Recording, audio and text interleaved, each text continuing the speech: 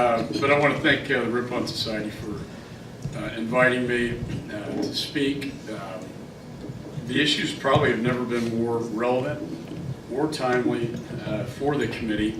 I just got back on a really interesting trip to the Middle East and Northern Africa, and it relates very much to the topic that we're talking about today.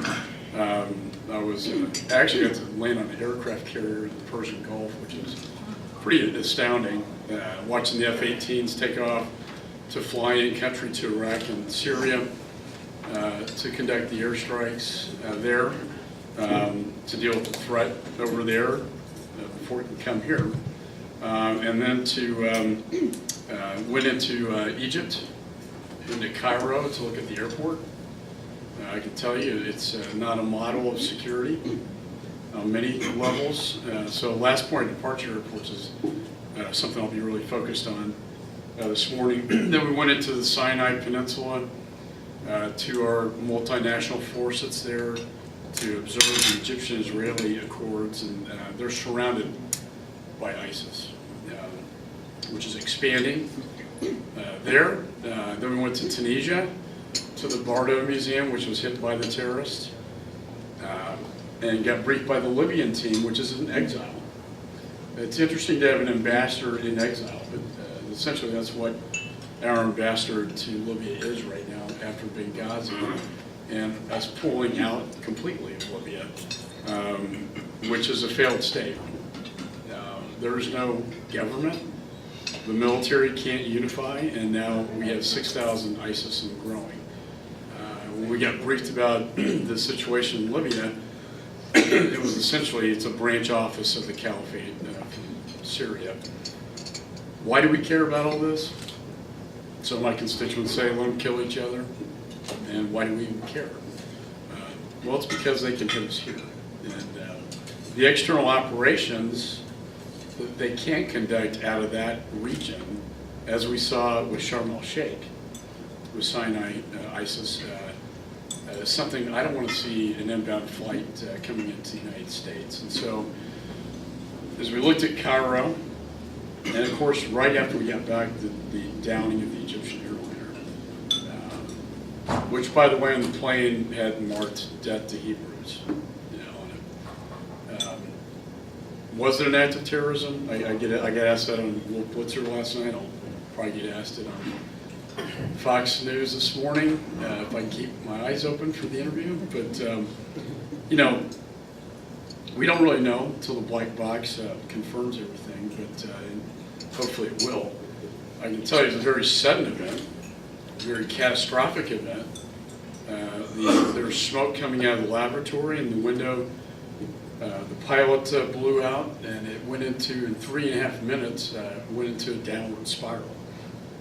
Signals to me that something nefarious happened, although we can't prove it at this point in time. Interestingly, we haven't seen a terrorist organization take credit.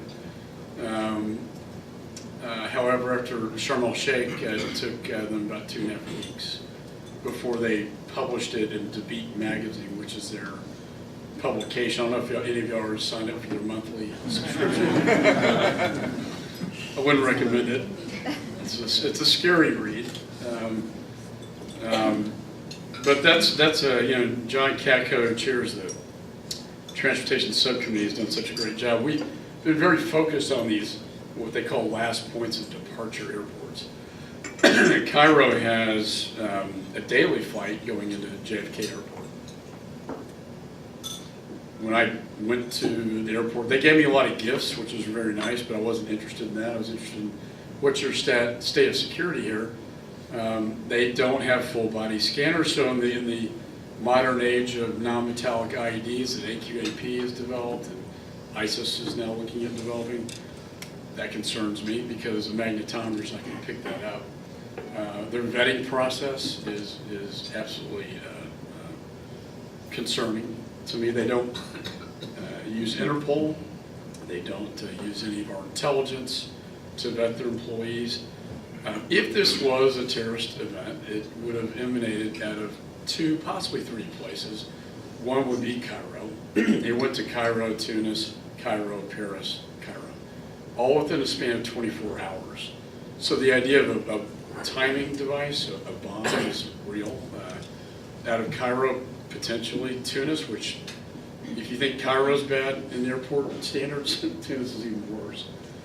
Paris, while they have very good technology standards, they just rooted out about 70 extremists out of their airport, Charles de Gaulle. Salafists, they call them.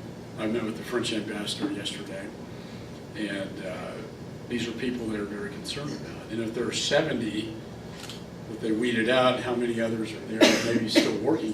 This is the new threat to airline aviation, is the insider threat. Technology can be its best, but if you have somebody who is corrupted or bribed or radicalized, they can put a bag on an airplane. They can get into the laboratory. We know there's smoke coming out of the laboratory. Cleaning crews, food service, anybody with access to the airplane, luggage, can pull something like this off. 50 flights come out of Paris into the United States every day as well. So I think what keeps me up at night, a lot of things do, cybersecurity, you know, I talked about. But it would be an inbound flight with a bomb, and it would be devastating to Americans. And when we get the threat briefings in the classified world, the intent's very much there. Their capabilities are growing, and they're very crafty in how they want to do this. It's still the crown jewel for the terrorists, is to bring down an airliner like 9/11. And so, kind of fast forward to the problem at hand that I know a lot of you want to hear about, and that's TSA and the long lines. We did have the administrator testify before our committee yesterday, and yes, they did follow him into the bathroom. The camera crews with great, I mean, it's unbelievable. Neffinger, I believe, he's new to the job. I think he is visionary, capable, just really bad timing. And why didn't we see this coming is the question. Big part of the problem, and we'll be introducing a bill today to deal with, you know, their staffing models. They don't consult with the airlines. They don't consult with the airport authority. So we met with them, and they said there's just no local input on flight times, coordination, really fundamental stuff that you would think would already be taking place, but it's not. So they don't know where to put the personnel at the right time, at the right place. We reprogrammed about 800 TSA officers 2 weeks ago. They'll be online late June. These behavioral detection officers that kind of roam around the airports, 3,000 of them, we're going to put them at the front line to screen. That's going to help. We'll probably have a reprogramming request to move 20% of their workforce is part-time, to move from part-time to full-time. And we think that this is going to, and we need to do it soon, now. I mean, we're going into Memorial Day week. We got the summer season coming up. These lines are absolutely unacceptable. People are missing flights. Chicago probably hit the worst. New York probably right behind it, and it's happening all over the country. And people are angry, you know, about it. And they want Congress to act on this, and Congress is acting with this hearing with the legislation.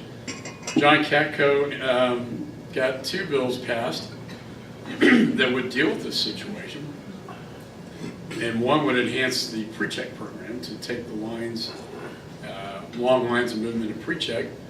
However, the Senate, in its usual fashion, has not acted on any of this. Senator Sass, and I'll call him out by name, has held up the TSA expansion program because he wants the $85 you pay to get into the program to go into the general treasury, not the program that's designed to do. I think it's highly irresponsible. I've called the Senate out publicly yesterday, and not only have they held up these bills with the TSA lines, but they've held up two critical bills that deal with last points of departure airports that my bipartisan task force that John led up and Will Hurd was on passed to deal with providing the technical training, assistance to foreign airports, last points of departure, and equipment, like what we see in Cairo. They don't have the equipment. And again, there's been absolutely no action in the Senate. Now, I know that's a broken record that we hear about. The Senate doesn't seem to do anything. But when it comes to protecting American lives, and when it comes to shortening these lines at the airports, it seems to me they ought to do something. And it's, I got asked on NPR, well, it's your party that controls the Senate. And I was like, yeah, it is. But that doesn't excuse it. I mean, they have to do something. This is a bipartisan, this isn't a partisan issue. It's about protecting American lives and getting the lines down at the TSA, at the airport. So,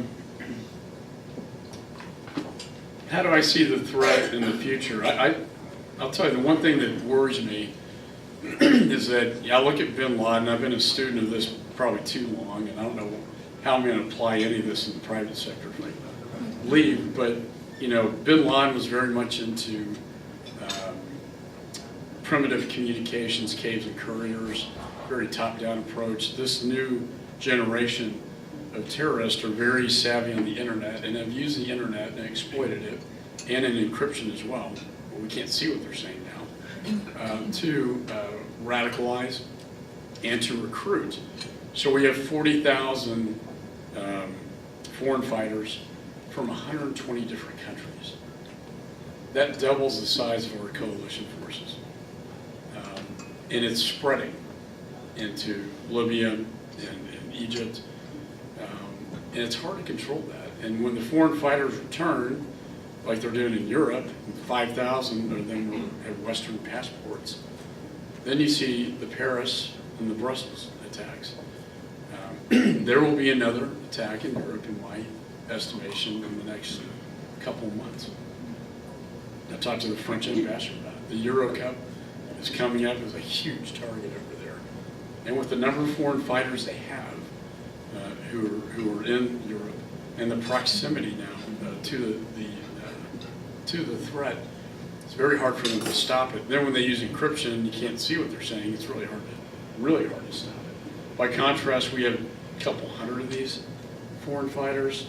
Many have returned to the United States. We either charge them or we monitor them. We have arrested 84 ISIS followers in the United States, and we have had 75 plots against the West. That kind of gives you the sort of magnitude of the numbers, and we stopped most of them.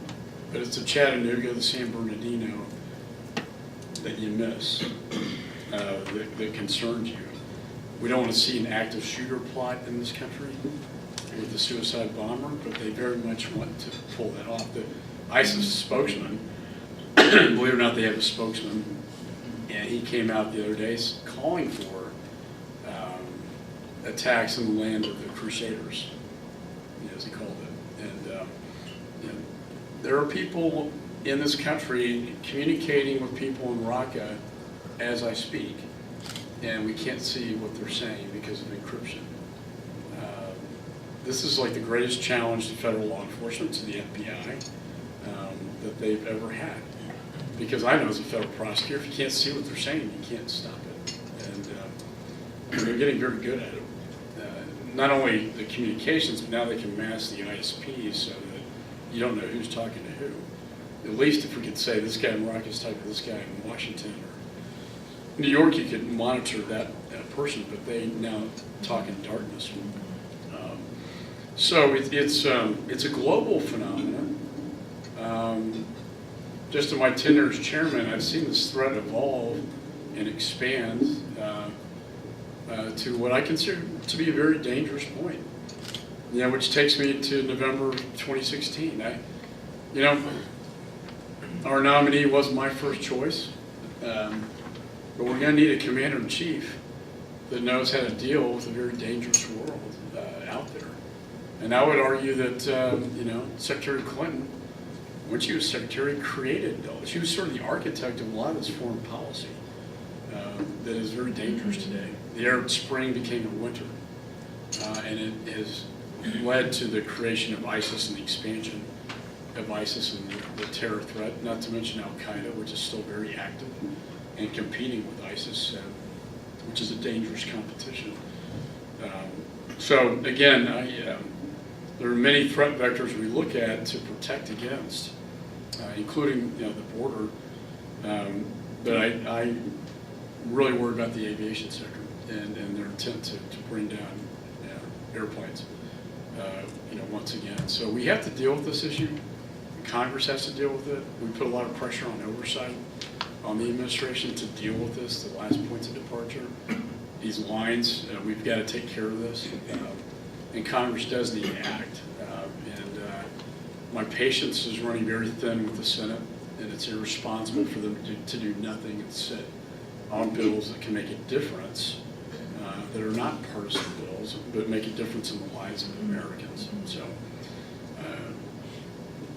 they always, you know, people say I see you on TV, I say, you don't really want to see me on TV because I'm usually talking about death and destruction and a terrorist attack. But it's really the state of play these days. And it's, again, I think the good news, if I can leave you with any, is that we have stopped a lot of bad things from happening. And many of which I can't talk about, but I walk out of that skiff some days, you know, just sometimes it's frightening, and then other days it's very gratifying that we have stopped so many bad things from happening in this country. And I'm amazed at the work that the FBI, Homeland, the intelligence community, day in and day out, what they do to stop bad things from happening. So with that, great news. We end with that. Thanks for having me. Mr. Chairman, Mr. Katko had to go and do a hearing this morning. You said the meeting didn't start until he got there. So you and Mr. This hearing doesn't start till 9 o'clock. It's 9 o'clock. Okay. I didn't get any sleep last night. So it will be just you and Mr. Hurd. Well, yeah, let me just quickly, Will Hurd, a real rising star in the conference.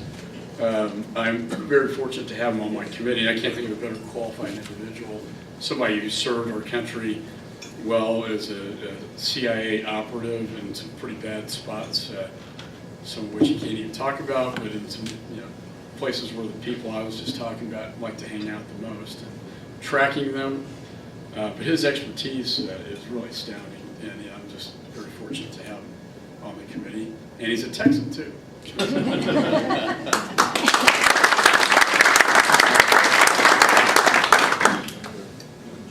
Yeah. Oh, I know where. Yeah, it's okay. Uplifting mornings with Mike McCaul. Sorry. Well, Chairman, I'd like to follow up on 2 points that you've made. And I look at the long wait lines, as you see at the airports, are a symptom of inefficiencies. Right? And if you have inefficiencies, then you're not doing your job. And so, and Admiral Nettinger basically said that.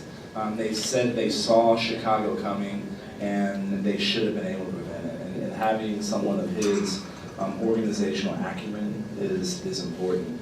And here's the reality, as the chairman talked about these points of last departure. When I was in the CIA, I was operating an alias. I crisscrossed a number of international boundaries illegally, right? And it is something that if you have a committed, smart, financed adversary, there's a lot of things you can get around, and that's what's scary. You know, the scary scenario for me is if it was a bomb and it was put on in Cairo, and the Parisians missed the check. That shows all the points of failures that can be taken advantage of, and under the task force on foreign fighters that I got to sit on, that was commissioned by Chairman McCaul and led by John Katko. We learned that our European allies are not doing nearly enough that they should. They're not checking, we're giving tens of thousands of names of suspect terrorists. They are not checking known travelers against those databases. They were checking 1 out of every 3 travel documents. That's, looking at the passport and be like, is the picture the same as the person standing in front of me? Something that basic, only a third. And the French were only providing us with folks that had been convicted of terrorism, not suspect terrorists. And that's a very small number if you're only talking about convicted terrorists. So if we get the right information to the right people at the right time, we keep terrorists on the run and off our shores. And guess what? TSA is the last line of defense, not the first line. So I'm just glad that a guy like Mike McCaul is at the helm, is making sure to keep this administration accountable and using his vast experience in order to make sure that all the entities that are responsible for protecting our homeland are doing their job. Okay. You guys have time for Q&A? Sure. Jot? What time's my Fox News interview? We have to walk out of here at 9:20. Yeah, so I have a hearing that started Like 10 that, minutes Susan. ago. John Carpenter, you're on. Mr. Chairman, with the able assistance of Mr. Hurd, who I know is the committee's go-to guy on IT matters, you talked about how ISIS is becoming increasingly sophisticated on the internet, which suggests to me that we still have to be very vigilant in the cyber realm. Congress passed a pretty important cyber bill last December. I'm interested to know, 6-7 months in, how do you think we're doing, and where are we going in that realm going forward? That can't be the last time Congress speaks to these issues. It's an ongoing process. The bad guys are trying to get more sophisticated. What are we doing to stay ahead? Yeah, so we passed this landlord cyber bill. Thanks to Brett DeWitt. Yeah, where is it, Brett? The architect. Thanks for mentioning that. Information sharing, malicious codes, private sector with liability and protection. Now, it's sort of an experiment. It's voluntary. And we'll see what the participation is. The theory was to protect not only have the codes come into the federal government from the private sector, but back to the private sector and private to private. And so DHS has to stand up in their capabilities. We think they are. But our oversight, at this point, we've authorized them to do this job, Congress has, and now it's time. It's the oversight and responsibility we have to make sure they're doing it right.